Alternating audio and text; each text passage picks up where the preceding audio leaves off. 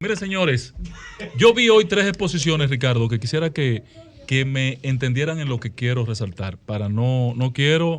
No voy a fijar posición, no voy a hacer un juicio de valor. Mira, yo escucho a nuestro hermano Antoliano Peralta hoy al cierre, ante una reunión que debió estar cerrada ya hace un par de semanas de la comisión esta de la institucionalidad y la reforma, que es la que iba a discutir la reforma constitucional, y que al retirarse los partidos de oposición no se pudo continuar la discusión.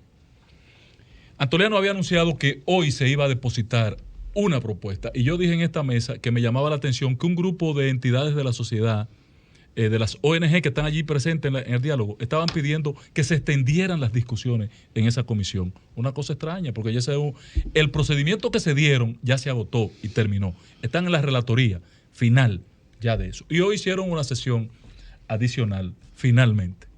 Dijeron que finalmente.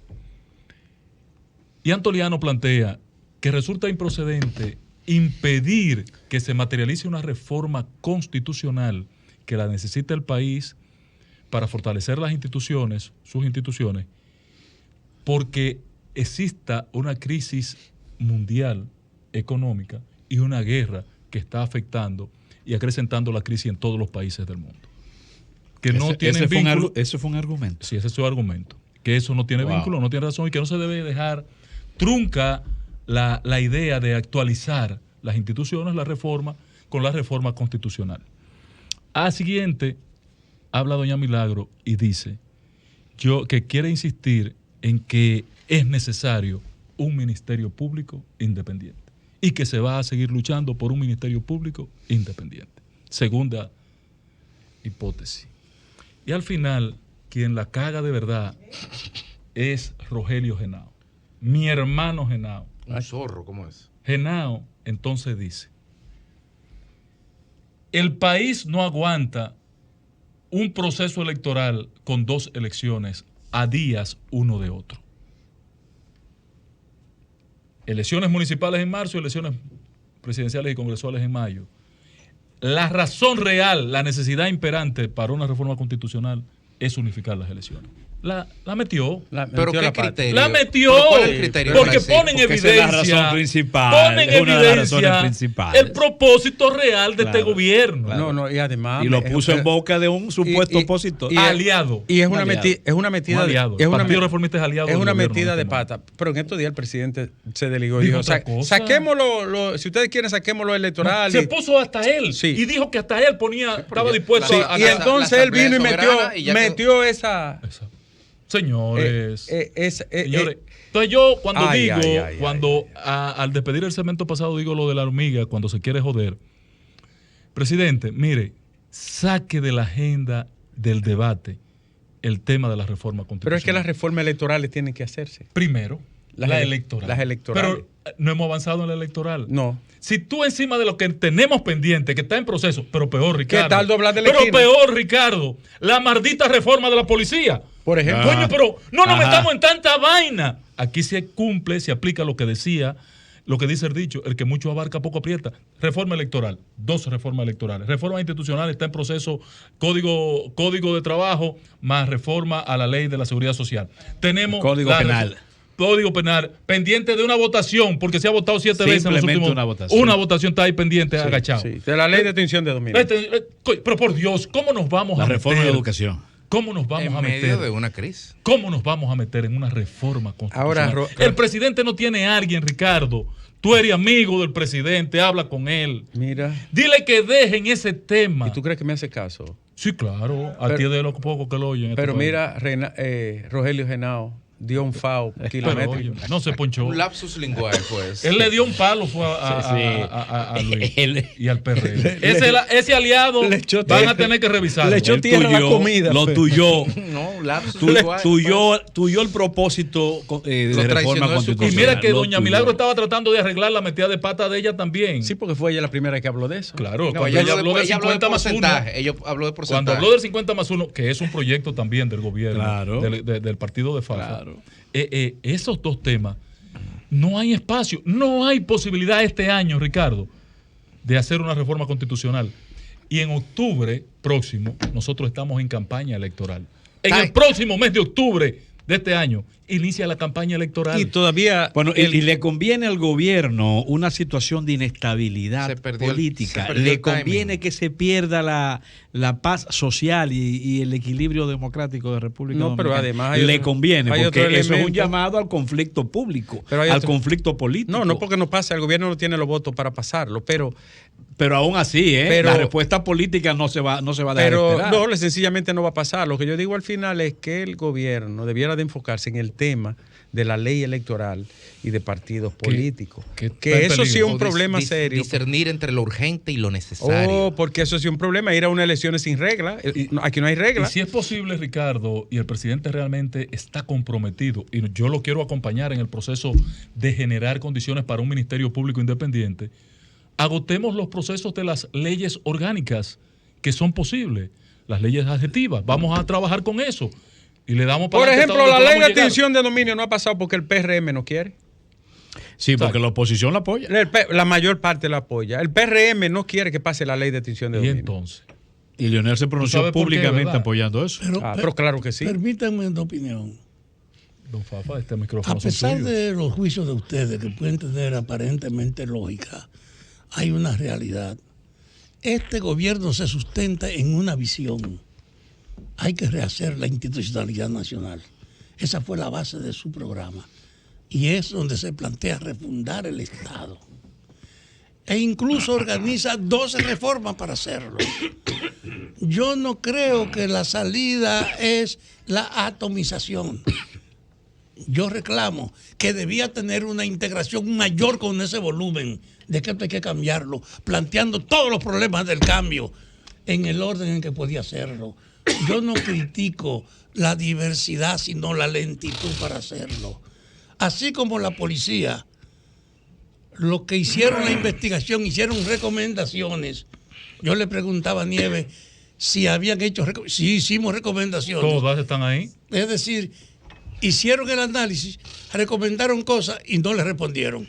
Yo creo que el gobierno tiene que tener una actitud más directa frente a los cambios que se organizan y que el camino es lo que hizo con la policía, integrar cada vez más la población, pero responderle. Yo no creo que es un problema de sobrevaloración de cambio, es de lentitud. El gobierno debía tener aquí un volumen inmenso de modificaciones y de propuestas diciendo, coño, que este país hay que rehacerlo. Pero don Fafa, yo tengo que hacer una pregunta. Y no hay una actitud en oficial que indica que de verdad la dinámica que asume el gobierno con decir que esto hay que rehacerlo, teniendo 12 propuestas, no se corresponde. Yo creo que hay una actitud profundamente tímida y conservadora en el gobierno, no al revés. Don Fafa, lo primero es, antes de que Federico le intervenga sobre ese particular, cuando usted dice, nosotros presentamos un programa de gobierno con una propuesta de transformación institucional de la nación, sustentada en 12 propuestas, perfecto. Yo le digo a usted, Fafa, ¿alguno de ustedes, los estrategas pensantes, usted que es un visionario dentro del PRM y fuera, cree que este país votó por una propuesta de gobierno del PRM? La pregunta, ¿y cuál es el compromiso del pero perdóneme, don Fafa. Votó por un presidente que lo ofrecía. Perdóneme. No, te equivocaste. Votó por un presidente que lo ofrecía. El compromiso del presidente es someterse a lo que él ofreció.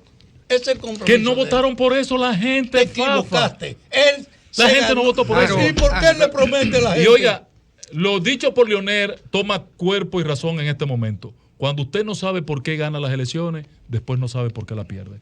Mira, Federico, yo creo que la gente evidentemente votó por un cambio. La propuesta argumental del PRM fue el cambio. El programa, las 240 páginas, tú mismo has reconocido que nadie se lo ha leído. De hecho, la única versión que hay en internet me parece que es de febrero. En el supuesto de que hubieran votado por un programa, cuando el equipo que lidera Miguel Seara Hatton, que trabajó ese programa de manera magistral, por cierto, lo hicieron, nunca previeron un efecto tan catastrófico como la consecuencia económica del COVID. Nunca previeron un escenario de inflación, peor aún, de posible estanflación, que Dios nos libre. Pero peor aún, nunca previeron una guerra. Pero nuestra economía nunca ha estado mal. Entonces, a pesar de eso, el gobierno actual, con liderar el proceso de recuperación, como por ejemplo ha hecho en algunos rubros, en agricultura o en turismo, con liderar el proceso de recuperación, mantener la estabilidad económica y hacer 2 o 3 reformas puntuales, es más que suficiente para que sea un cambio positivo y necesario.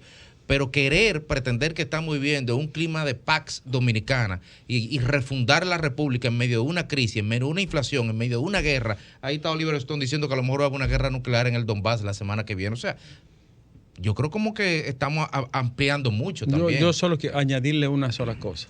Generalmente, cuando se hace un programa, su nombre lo dice, es un programa, es una manera anticipada de plasmar algunas ideas que son basadas en presupuestos que están potencialmente ejecutables, no necesariamente se van a ejecutar como se tiene planeado. Por eso una pequeña programación de actividades que son pero muy necesarias o básicas se resultaría mucho más beneficioso. El tema del gobierno es que cada vez que toma un asunto que sea de interés, él deja pasar el tiempo. Analicen. Ha dejado pasar el tiempo. Eso es lo que se llama timing en política, eso es clave, eso es fundamental. Al inicio el gobierno tuvo unas mieles muy maravillosas con la población y pudo haber pasado tanto la reforma policial como haber hecho la propuesta incluso del Ministerio Público. Como tú no sabes qué va a pasar mañana, por eso tú tienes que ser diligente con el tiempo que tiene, con el presente. No lo aprovecharon. Y tal como señala Jovine, nadie tenía previsto que iba a haber COVID-19 ni que iba a haber una guerra en Rusia y Ucrania. Y que el barril de petróleo, que el gobierno lo presupuestó a $64, hoy está rondando los 100 y ciento y tantos, 106 dólares. Tampoco nadie podía preverlo ni adivinarlo. Pues por eso se hacen planificaciones estratégicas y se toman en cuenta imponderables, situaciones que tú no tienes manejo, de lo que tú no puedes dominar, que te pueden superar, porque así es la economía. Como dice Ángel, las variables macroeconómicas han sido sanas y saludables. Ha habido un buen manejo en ese ámbito de la economía. La economía creció en este trimestre 6.1%. En América Latina ningún país creció 6.1%. En América. Bueno, incluyendo Estados Unidos. Ningún país, lo tuvo. ¿Sabe en qué se basó eso? Turismo, exacto, zona franca, remesas y las exportaciones que alcanzaron 12.100 millones de minería de dólares. Pero ahí en esos 5 rubros estuvo el sostén. Nosotros, pese a que tenemos una inflación que ha golpeado muy duro, sobre todo a los sectores más desposeídos, y que va a seguir golpeándolo porque las perspectivas no se vislumbran halagüeñas en el futuro corto, pese a eso, no ha habido un descalabro de la economía, no ha habido una caída de la economía. Los sectores productivos y la movilidad de la economía no se ha detenido. Transporte, zona franca, turismo, las remesas, la productividad se ha mantenido. Ahora bien, el gobierno tiene un problema serio que es como el pecado original, que es la comunicación. El gobierno no comunica con efectividad y con cercanía. El único que lo hace con cierto desempeño es el presidente, y un gobierno no puede descansar en el presidente como vocero. Se ha recogido últimamente y creo que ha sido saludable. Claro, porque con una exposición constante todo el mundo sabe qué significa eso. Por eso cuando aquí se le atribuye, sobre todo Domingo y Ángel, el tema de que abusa del marketing, es una realidad, porque en este tiempo el uso del neuromarketing es una herramienta indispensable para tú mantener cierto sosiego espiritual en la gente en tiempos de crisis, pero eso tiene un término. Eso es como la naranja. Vence. Tú la exprimes y se agota. Ya se agota. Le saca entonces, soy de los que he defendido la propuesta de que el país se aboque a tener un ministerio público cardinalmente anclado en la Constitución con independencia. Ahora, ¿tiene en este momento el gobierno la posibilidad de hacerlo? No tiene, porque es una ley orgánica. No va a poder hacerlo porque es una reforma. Claro. No tiene los votos. Por más que salte y brinque, no lo tiene en este momento. Y como dice el maestro, el ambiente no está en un plano de diálogo y de acercamiento que permita el sosiego suficiente para una discusión de esa envergadura. Con un aderezo, Ricardo, que yo se lo he dicho a algunos amigos que tengo, porque eran mis correligionarios y uno habla con ellos. Un problema que tiene el gobierno, que le quita credibilidad a los pasos que da. Inician una discusión de diálogo nacional y busquen cada una de las mesas que está en discusión, que son como 12 o 13 mesas. ¿Usted refiere a la convocatoria del CES? Sí, del CES. Paralelamente, el gobierno lleva su propio programa, amén de lo que ahí se está discutiendo. Por ejemplo, Modificación del transporte. Ahí se está discutiendo en la mesa la modificación. Pero el gobierno tiene su propia agenda. Pero hay otro que está ejecutando otra investigación y otros análisis por otro lado. Ustedes van a la reforma del sector laboral o la reforma, el área que ustedes quieran, búsquenlo. No, que en este tema electoral fue palpable. Hay 3 frentes abiertos en procurando consensuar posiciones. Entonces tú dices, pero ¿y para qué nos sientan aquí? Yo dije desde el principio que esa mesa del diálogo en el CES, ese diálogo nacional, no era más que un corralito político para meter allí a entretener a los partidos y al liderazgo político nacional. Y el tiempo nos ha terminado dando la razón. Antes de cerrar, creo que el gobierno tendrá también que medir entre ganancia política y estabilidad económica. Porque si el gobierno se empeña en imponer esa agenda de reforma constitucional, la estabilidad parcial que vivimos en el plano económico puede desaparecer. Y si desaparece esa pequeña estabilidad que tenemos, entonces la situación será más caótica. Así que tendrá que elegir entre eso, ¿no? Un sacrificio político para garantizar la estabilidad económica, enfocándose en lo que deben de ser las cosas fundamentales y prioritarias. Y ahí tenemos el tema de la seguridad ciudadana, que eso es número 1, con la policía a la cabeza. Que se enfoque en eso. Es una gran conquista política, una grandiosa conquista política y que no pone en juego la estabilidad económica y social de la República Dominicana. Y todo el mundo está de acuerdo con eso. Para poner un ejemplo, eso puede ser educación también. Eso amén de los brotes que ya se perciben de malestar social, sí, que exacto, podrían terminar siendo explosivos. Llévatelo, Mauricio.